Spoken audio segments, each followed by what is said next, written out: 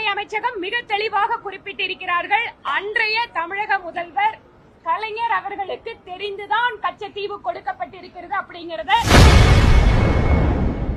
முன்னாள் முதல்வர் கலைஞர் கருணாநிதிக்கு தெரிந்தே கச்சத்தீவு கொடுக்கப்பட்டது என்றும் அதை முதலமைச்சர் ஸ்டாலின் ஒப்புக்கொள்ள மறுப்பதாக பாஜக எம்எல்ஏ வானதி சீனிவாசன் தெரிவித்துள்ளார். இதே சட்டப்பேரவையிலே திருநெல்வேலியிலே இதே வக்பு சொத்து தொடர்பாக ஒரு நபர் படுகொலை செய்யப்பட்டார்.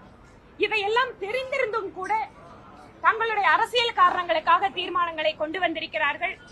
உண்மையாகவே அந்த தீர்மானங்களுக்கு எந்த விதமான ஒரு வேல்யூ அப்படிங்கிறது இருக்காது. ஏனென்றால் மத்திய அரசாங்கத்தின் அதிகாரத்தில் இருக்கக்கூடிய ஒரு விஷயத்தை அவர்கள் செய்கிறார்கள் அப்படிங்கிற கருத்தை தாண்டி இதை எடுத்து கூறினார்கள். அதே போல கச்சத்தீவு விவகாரம் வெளியுறவுத்துறை அமைச்சகம் மிக தெளிவாக குறிப்பிட்டிருக்கிறார்கள்.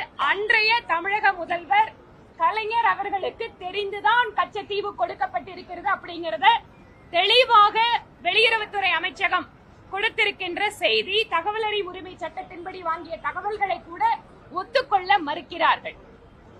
கச்சத்தீவு தீர்மானம் என்பது ஒவ்வொரு முறையும் பேரவையிலே நிறைவேற்றப்பட்டாலும் தாங்கள் அதிகாரத்தில் இருந்த போது அது குறித்து துரும்பை கூட கிள்ளி போடாத திமுக இன்று ஆட்சிக்கு வந்தவுடன் அதற்கான தீர்மானத்தை கொடுப்பது என்பது அவர்களுடைய பழக்கம்.